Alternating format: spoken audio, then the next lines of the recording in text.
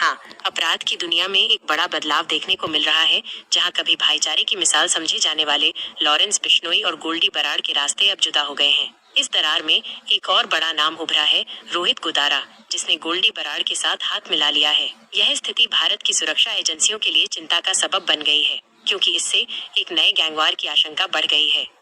कभी एक सिक्के के दो पहलू। लॉरेंस बिश्नोई और गोल्डी बराड़।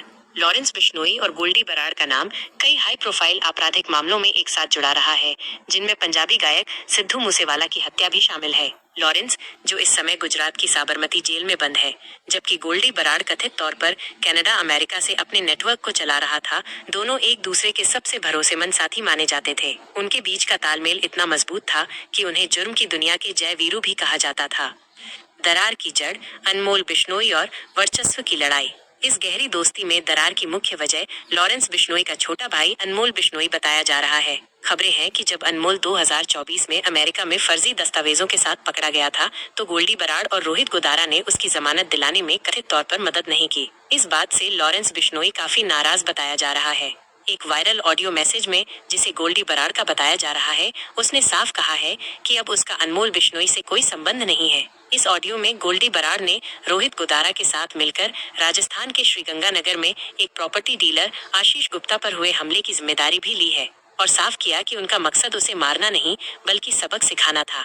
जानकारों का मानना है कि इस अनबन की एक बड़ी वजह गैंग के अंदर वर्चस्व की लड़ाई भी है। गोल्डी बराड़ और रोहित गोदारा अब लॉरेंस बिश्नोई से अलग होकर अपना खुद का एक मजबूत सिंडिकेट बनाना चाहते हैं। रोहित गोदारा की एंट्री और बदलती गैंग डायनामिक्स। रोहित गोदारा राजस्थान का एक कुख्यात गैंगस्टर है, और अब उसने आधिकारिक तौर पर गोल्डी बराड़ के साथ हाथ मिला लिया है। यह गठजोड़ अपराध की दुनिया में एक नया समीकरण पैदा कर रहा है। लॉरेंस बिश्नोई के सोशल मीडिया पोस्ट से गोल्डी बराड़ का नाम हटा दिया गया है, जो इस बात का स्पष्ट संकेत है कि उनके रास्ते अलग हो गए हैं। वहीं लॉरेंस बिश्नोई ने भी कनाडा में बैठे नोनी राणा और सूर्य प्रताप के साथ मिलकर अपना काम आगे बढ़ाने की कोशिश की है। आगे क्या? गैंगवार की आशंका और सुरक्षा एजेंसियों की चिंता।